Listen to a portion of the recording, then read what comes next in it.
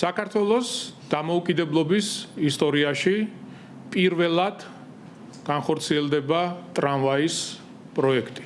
ქალაქში პირველად აღშენდება თანამედროვე ევროპული სტანდარტების ტრამვაის ხაზი, რომელიც დიდი დიღმის დასახლებას მეტროსადგურ დიდუბესთან დააკავშირებს.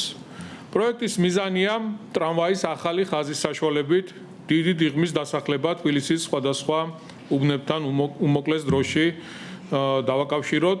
დიდი დიღმის მზარდი მოსახლეობის გათვალისწინებით ჩვენ ვიცით, რომ ზოგადად ქალაქი იზრდება, დიდი დიღმიც იზრდება, ბევრი ახალი საცხოვრებელი კორპუსი შენდება. შესაბამისად, მოსახლეობის გათვალისწინებით საჭიროა გადაადგილების ალტერნატიული საშუალებების შექმნა. ამ შემთხვევაში ყველაზე ოპტიმალური არის ტრამვაი.